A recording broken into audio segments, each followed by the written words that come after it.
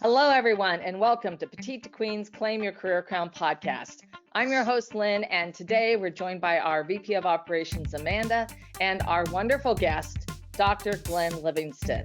So I have to tell you, we have such a great show in store for you today. We're going to be talking about how to stop overeating and binge eating, and instead make healthier food choices.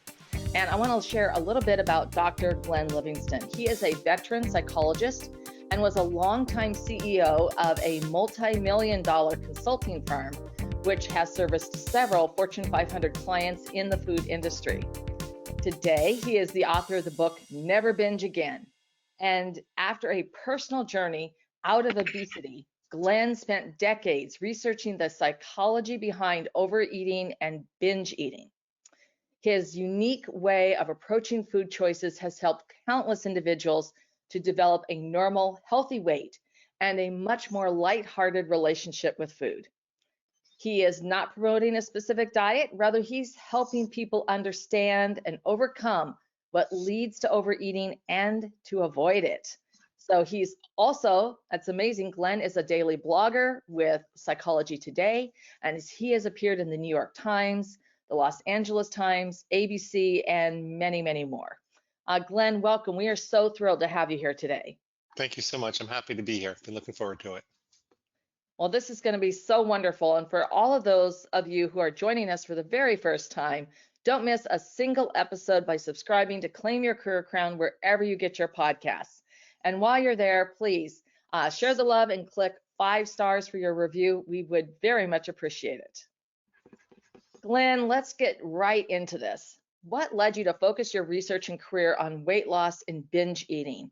And, share with our audience how and why you are qualified to talk about these things.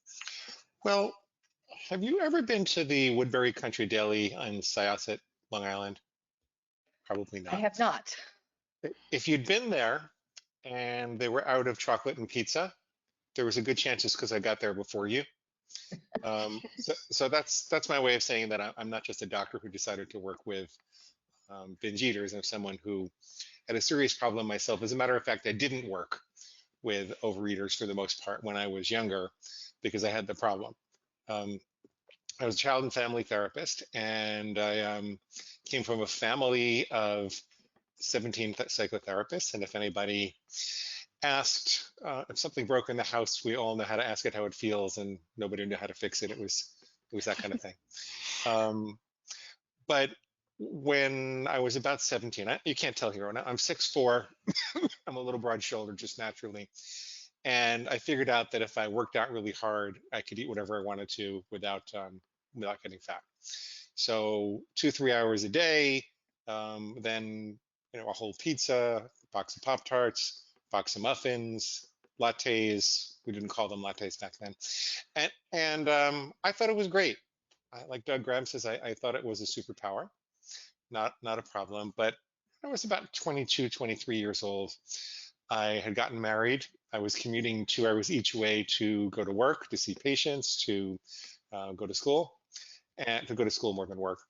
And then I'd get home and I'd have to help run the business, and we would have almost no time to talk, and I had zero time to work out. My workouts really suffered.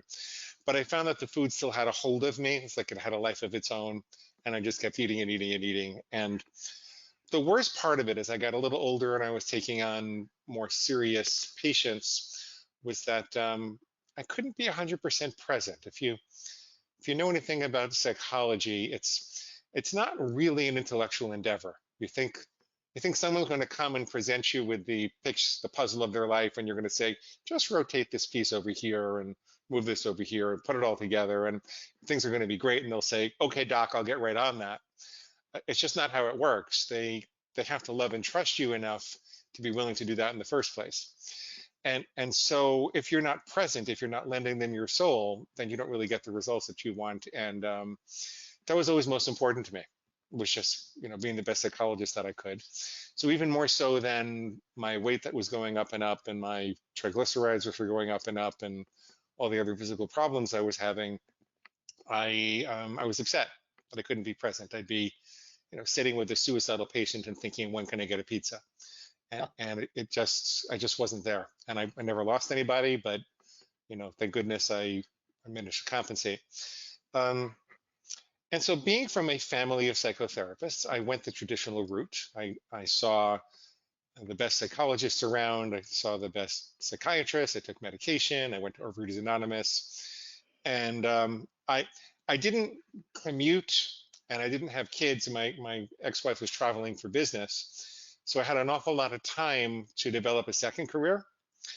And so while I'm busy trying to heal the hole in my heart so that I could stop trying to heal the hole in my stomach, I I was consulting for big food companies and big pharma also, big food.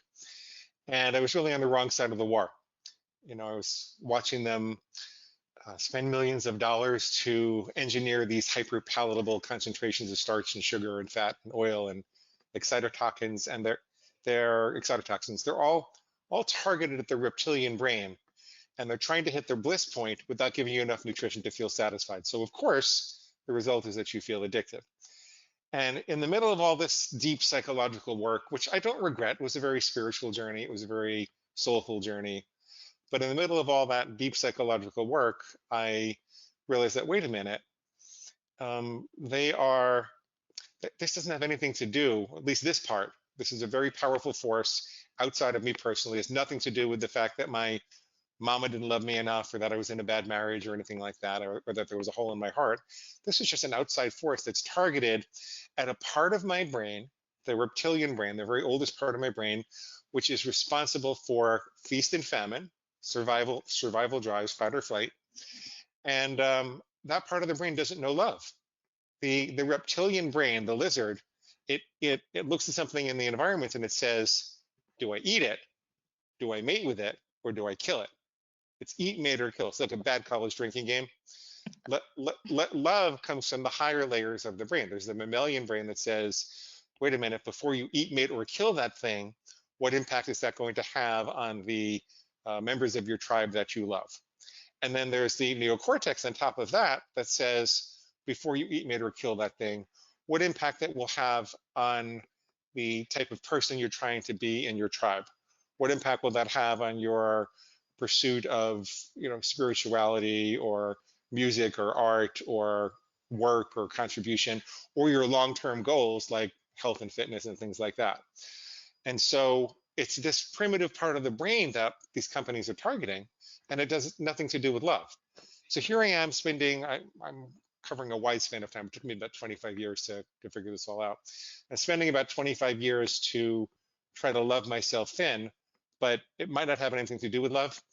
I saw also that the advertising industry was very good at making you believe that you need their stuff to survive. And every time you're looking for love at the bottom of a bag or a box or a container, there's some fat cat in a white suit with a mustache that's laughing all the way to the bank, right? And for example, this is just an example. I was consulting for a major food bar manufacturer, who I will not name so I do not get sued. And the VP of that company was actually a friend of mine, and vice president of marketing. And he said to me as he was leaving the company, you know what, Glenn, I'm a little embarrassed, but our most profitable insight was taking the vitamins out of the bar and putting the money into the packaging instead. So they made the packaging look very multicolored and diverse and bright. And in nature, a diversity of colors, a diversity of bright colors in the food world would signal a diversity of micronutrients that are available. Think about the instruction to eat the rainbow. That's a natural evolutionary response to get the nutrition that we need. When we look at a salad and we're eating dark lettuce and yellow carrots and red tomatoes and blueberries and et cetera, et cetera, et cetera, we're more likely to get the nutrients that we need. And so we have this evolutionary response that says that's where the good stuff is. But yet they had taken the good stuff out of the bars because they were too expensive, and they put the money into faking us out instead. It's not a single example. It is a single example, but I don't mean to single them out because that happens all across the industry. Then there was one more thing that happened that caused me to shift my paradigm. I'd been trying to love myself thin all those years. And then I did this study. I figured I was making all this money doing these big studies for these corporations. I should do one for myself. And the days when internet clicks were cheap and I could intercept people that were searching for stress solutions, I got about 40,000 people over the course of 5 years to come to my website and take a survey. And I asked them what they were stressed about. I asked them what they tended to turn to with food that they couldn't stop eating when they were stressed. And I found three interesting things. One of them was that when people struggled with chocolate, and that was me, I started all my binges with chocolate. Then I would go to pizza and lattes and donuts, but it would all be, come on, just one bite, you'll start tomorrow. Um, you worked out hard enough, it's not going to hurt. And then there'd be more chocolate and the rest of the binge. People who struggle their lives with chocolate, they tended to be lonely, brokenhearted, or depressed. And it was kind of true. I was not happy in the marriage, and I was overwhelmed, and I was heavy, and I was kind of lonely, brokenhearted, and depressed. People who struggled with soft, chewy things like bagels and bread and pasta, they tended to be stressed at home. And if they were struggling with salty, crunchy things like chips and pretzels, they tended to be stressed at work. I thought that was really interesting, but before I did anything with it, because remember, I was not working with overeaters, I decided I'd call my mom and I'd ask my mom. And she was a psychotherapist and she raised me and she also struggled with chocolate. So I thought this would be a good conversation.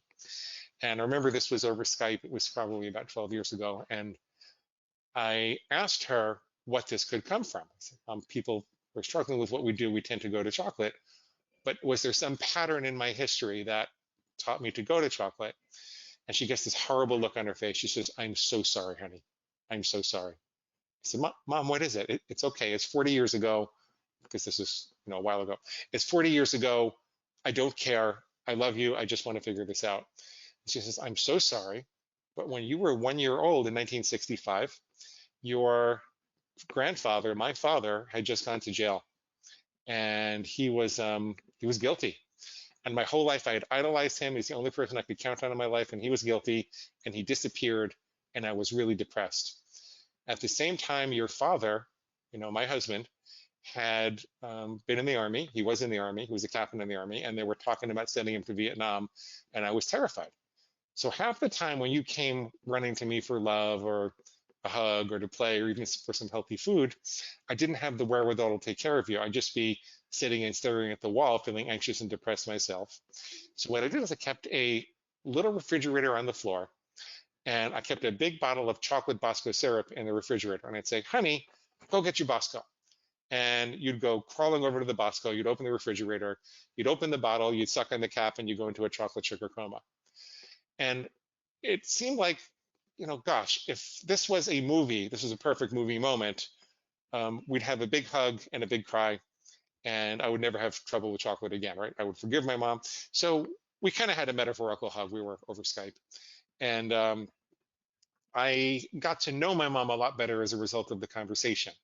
I could forgive her. There were all kinds of things we talked about her life. I could forgive myself. So it was a good conversation to have. But my chocolate eating got worse. And the reason my chocolate eating got worse was because I discovered there was this voice of justification in my head. And it went something like this. "You know what, Glenn, you're right. Our mama didn't love us enough. And she left a great big chocolate-sized hole in our heart. And until we can, get out of this marriage and find the love of our life and really fix that, we're going to have to go right on binging on chocolate. Let's go get some more right now. Yippee." And that changed my paradigm. But between that and what I saw going on in industry, that changed my paradigm. And I realized that there were certain biological functions that rather than loving ourselves into the right action, we kind of assertively took control over. Like, for example, if I really, really had to pee right now, I would tell my bladder, "I hear you, but I'm talking to Lynn and Amanda, and this is more important right now. I'll be okay. I'll take care of my authentic needs later, but I'm in control, not you. Tough luck, you can't do that." I don't go running after pretty women on the street and kiss them on the lips, right? There's a time and a place, and I'm kind of shy, so I don't really do that anyway. but you know what I mean? It's a very powerful biological urge that I take control over because I'm a civilized member of society. And I said to myself, why can't I be like an alpha wolf and just think of these urges to overeat like any other biological urge that I can take control over. And when an alpha wolf is challenged for leadership, it doesn't go, oh my goodness, someone needs a hug. It growls and it snarls and it puts the challenger back in place. So this is what I did. And it's rather embarrassing because I'm a sophisticated psychologist and you read all my credentials at the beginning. What I did was, this is going to be totally private, I decided I was going to draw a very clear line in the sand so I would know what healthy behavior and what healthy behavior was and wasn't. For example, I think one of the first rules was I will never have chocolate on anything but a Saturday again, right? I'll never have it during the week again. I forget exactly what it was. But I knew that then if there was a voice in my head that said, oh my God, that chocolate bar up at Starbucks friend kind of looks amazing. You worked out really hard. You're not going to gain weight. Besides, chocolate comes from a cocoa bean, which grows on a plant, and therefore chocolate's a vegetable. I knew that that wasn't me. That was my inner pig that was squealing for chocolate. And I would say, wait a minute, it's Wednesday. Chocolate is pig slop on a Wednesday. I don't eat pig slop. I don't let farm animals tell me what to do. This was totally private. I wish I called it a food monster. I wish I called it something different, because then I wouldn't have millions of readers telling me I was the pig guy now. But I didn't. I called it my inner pig, and it wasn't a total miracle, but it would wake me up at the moment of impulse and give me those extra microseconds to make the right choice if I wanted to. And slowly but surely, I realized that I was making the rules, that there was no reason to make rules that I wouldn't follow. So I kind of adjusted the rules to something that I would follow. I played with different types of rules. And over time, I found that there was no point to breaking rules that I made myself. And I would just make really simple rules. And then I stopped feeling, the miracle part was that I stopped feeling overwhelmed and powerless. It didn't seem like this mysterious disease inside of me. It seemed like that I was just making the wrong choices, and I started making the right choices. And I wasn't perfect, but I lost about 70 pounds and my physical symptoms resolved. And then for the next 8 years, I would keep a journal about all the crazy things the pig would say. For example, when it would say it's just as easy to start tomorrow, well, the truth is it's not, because by the principle of neuroplasticity, that's the way the brain works, what fires together wires together. So if you have the thought, it's just as easy to start tomorrow, and I think I'll get some chocolate today, and then you have the chocolate, what you're doing is reinforcing that connection. You're going to have a deeper hole to dig out of tomorrow. If you're in a hole, you should stop digging. And so I would keep records of all the things the pig would say. I would analyze what was wrong with it. And then I slowly found that what the pig would say didn't have the same power that it used to. Over the course of about 8 years, I really got control of the thing, and it doesn't take that long now. And I was a minor partner in a publishing company when I was getting divorced in 2015. And he asked me if I could write a book, because they wanted to do some experiments. They couldn't get their authors to do it. And I said, okay, I've got this crazy journal, and you're going to think I'm crazy, but I know you have all this respect for me. You won't have this after I send it to you. And so I sent him this journal filled with all my pig squeal and what was wrong with it. And he calls me back 2 weeks later, and he says, Glenn, donuts are pig slop. I don't eat pig slop. I don't let farm animals tell me what to do. And he had 100 pounds to lose, and he proceeded to lose almost all the weight over the next 18 months. And the rest is history. So we published it, and I kind of sort of knew what I was doing because I had a dual career in marketing and business, but we had no idea how much it was going to take off. And now we have more reviews than the Da Vinci Code, and people come up to me in we do actually, they come up to me in a bookstore. They don't quite know my name, but they point at me and they go, pig guy, which is, really good if you're on a first date. So that's my story. Yeah, that's quite the journey, and I think a lot of people can relate to many of the things that you went through. Why do so many of us engage in overeating and stress eating and binge eating? Well, I think there are some very powerful forces in society. Two of them we talked about are the food industry and the advertising industry. There's also the addiction treatment industry that says that you're powerless to do anything about it. You can just abstain one day at a time. And you don't know how powerful these concoctions are. I mean, I once heard Lewis Black say, when you can get out of a Starbucks and see another Starbucks across the street, that you know something's happened in society. Well, I once saw a McDonald's right across the street from another McDonald's, and I Oh, kind of wow. thought the same thing.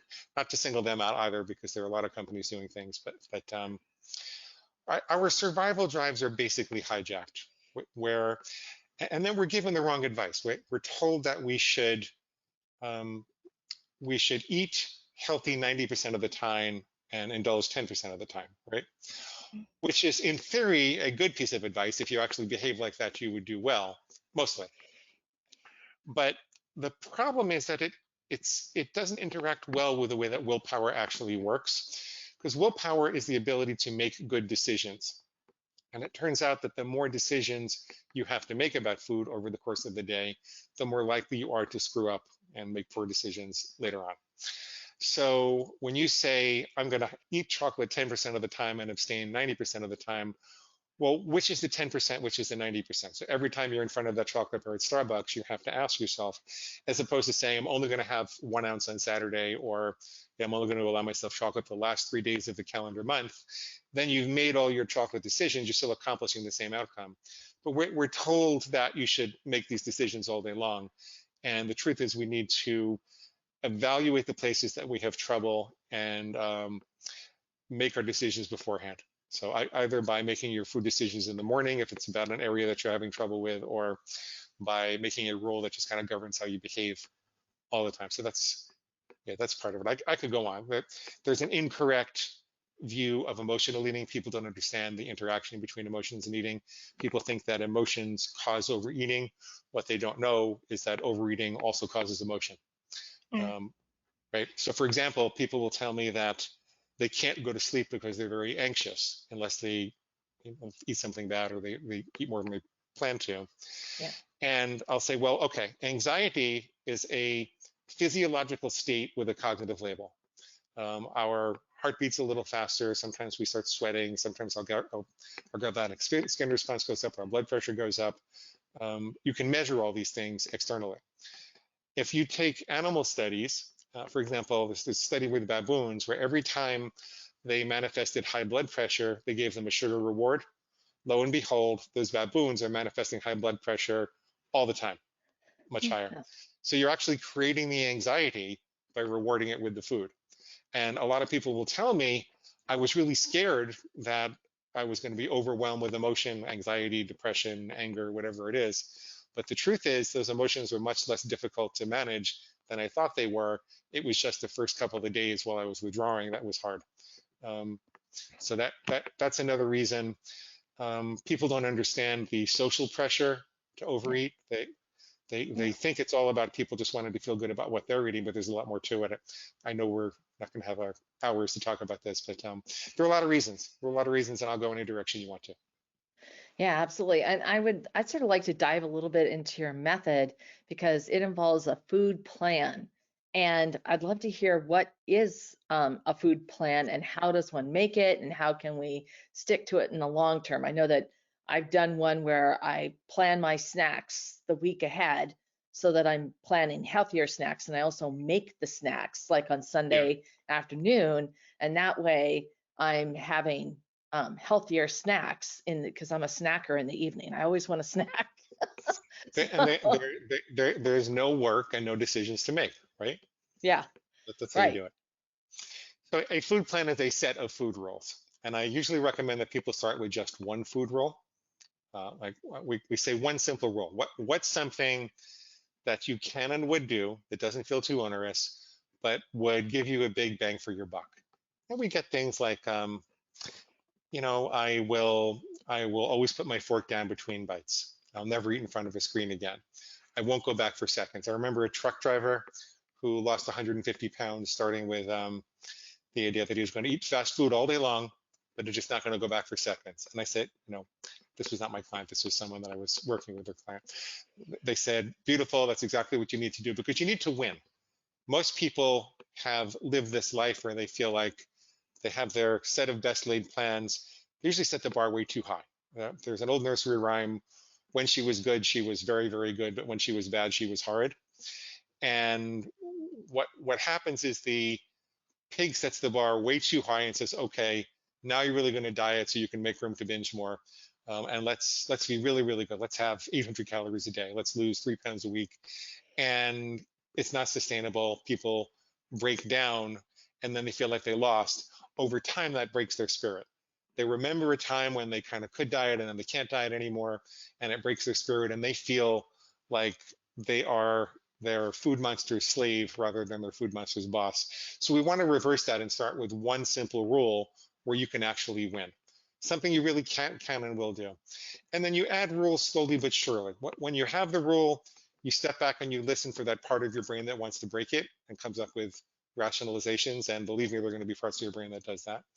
When you hear that part of the brain waking up, you take some steps to take yourself out of the emergency mode. Because remember, the reason we have sayings like just hand over the chocolate and nobody gets hurt is because the need to overeat is really perceived as an emergency.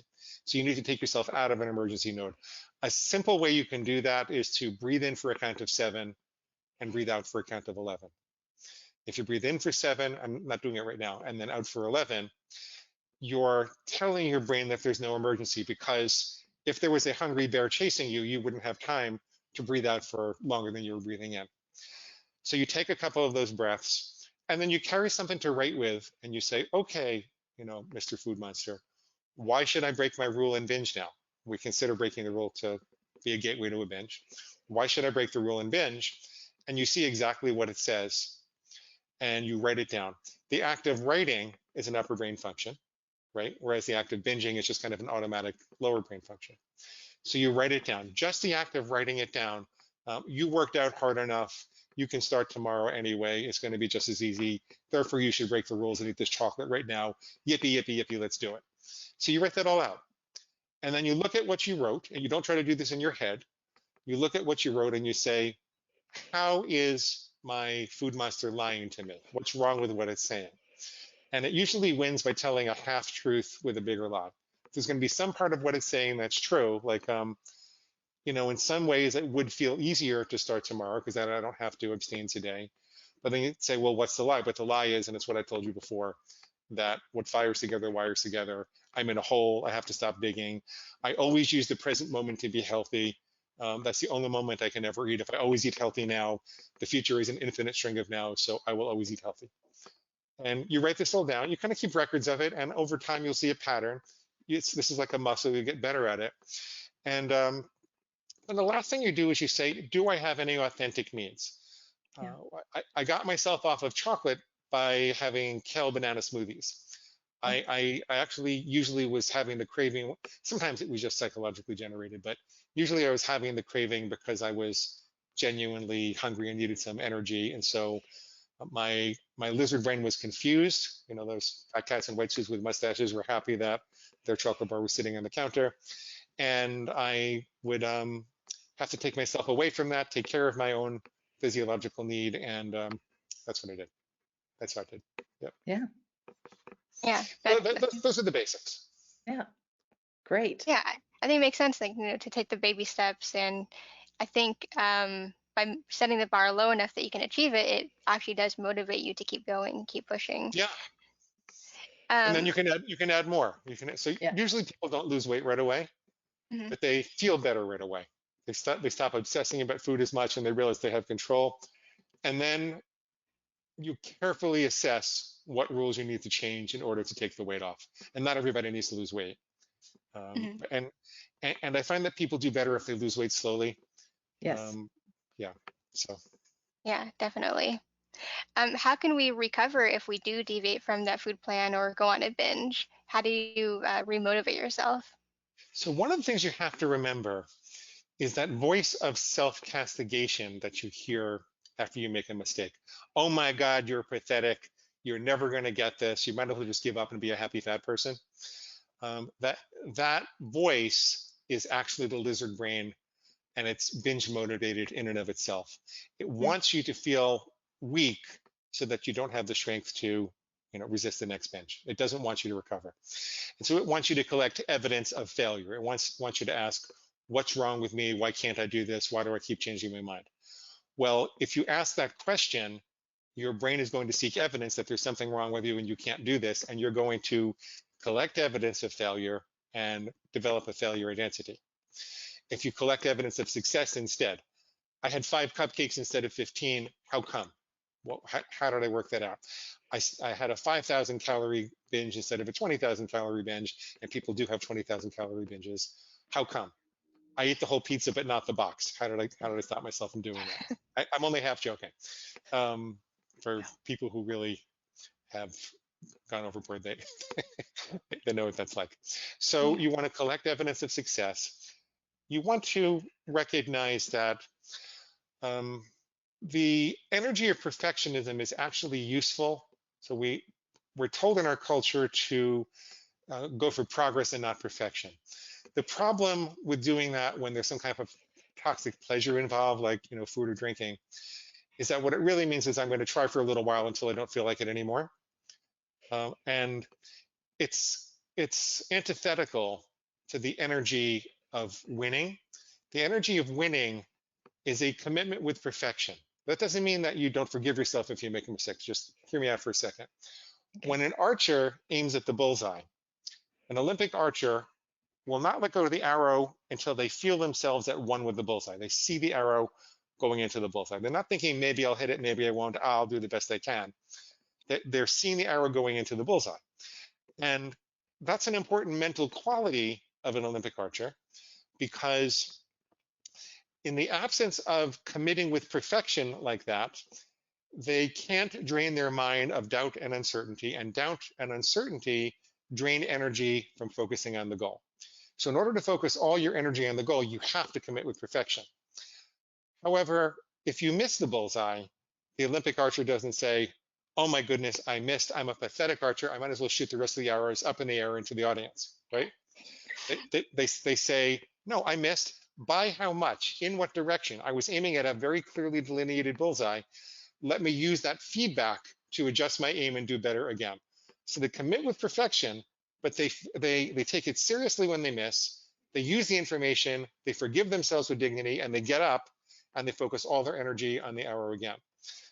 If you touch a hot stove, you don't say, oh my God, I'm a pathetic hot stove toucher. Let me just put my whole hand down and let's get it over with, right? You say, how did I miss the stove? I'm glad you think that's funny. It's not say, real. Yeah. How did I miss the stove? How come I didn't see the stove? How am I going to avoid it going forward? And so that's really the energy we need. It's okay to experience a little bit of guilt or shame. When the Olympic archer misses, they don't go, yippee, yippee, yippee, I missed. They say, okay, I want to do better. How do I do better next time? Same thing with the hot stove. You want to go, yippee, I touched a hot stove. You say, no, you want to feel that pain. And there are disorders in this world, by the way, where kids are born without the ability to feel pain. And they don't stay alive very long because they don't have the feedback. So the psychological pain is a little bit of guilt or shame, but you need to be able to let that go, because otherwise your food monster will make you feel too weak to resist the next binge. So that's and it's a piercing insight to recognize that all of that self-castigation, all of that yelling at yourself after a mistake is actually driven by the desire to keep binging. And you will find it's very difficult to continue binging if you refuse to keep yelling at yourself. Yeah. A mistake is a mistake. Collect evidence of success, analyze what went wrong, make adjustments, and get up and aim with perfection again. That's how you recover. I think that is absolutely the best, most perfect piece of advice to end today's show with. And Glenn, I mean, thank you so much. You have given us so much information, and I know that you've helped me as I've listened, and many other people who can, make that strive to attain their goal weight by making better food choices and eliminate binge eating. So I know that our audience is going to want to know more about where they can find out more about you, Glenn. Of course. The easiest thing to do is go to neverbingeagain.com, click the big red button, and sign up for the reader bonuses. You'll get a copy of Never Binge Again in PDF, you get it in Kindle, Nook, or PDF format. All the electronic versions are free. The Audible version and the paperback version, there's a charge associated with that, but you can do that if you're a paperback kind of person. You will get a set of food plan starter templates. So you'll see sample rules that people use. The philosophy is diet agnostic. You can use this with any dietary philosophy you want, as long as you are nutrifying yourself. You can't use this to starve yourself. Just like I tell people, there's some rules you can't make. I could never say I will never pee again because my body is going to tell me otherwise. That's the second time I've talked about urination in the call. So you'll get a free set of food plan starter templates so you can adjust the rules to your need, whether you're, keto or macro or high carb or low carb or point counters or calorie counters, whatever you're doing, there's some sample plans for you. And probably most importantly, I know this sounds really weird. Like in theory, you're saying, the reader's saying to themselves, the listener's saying to themselves, why do Lynn and Amanda have this doctor on who has a pig inside of them? This is insulting. This is offending. This is really harsh. But if you hear me actually coach people, you'll see that this can take you from feeling despairing and powerless and hopeless about food to feeling hopeful and enthusiastic and bright-eyed about your abilities in just one session. So we recorded a whole bunch of sessions you can listen to see for yourself. So at neverbingeagain.com, click the big red button and sign up for the reader bonuses. Well, that is great advice, and I hope everyone takes you up on that. And thank you so much. This has been such an informative discussion. And for everyone who tuned in today, if you have ideas you'd like to share or comments, you can leave them down below. We do love hearing your thoughts on every one of our episodes. And if you have a question or would like to suggest a topic for discussion, you can email us at jointheconversation@petitequeen.com. And to stay current on all of our tremendous resources, articles, these incredible episodes like today, you can sign up for our weekly wisdoms newsletter at petitequeen.com, and you won't miss a single one. Thank you for everyone who tuned in. Amanda, thank you so much. And Dr. Glenn, thank you. Thank you. This has been such a great episode. Great. Thank you for having me. It was an honor.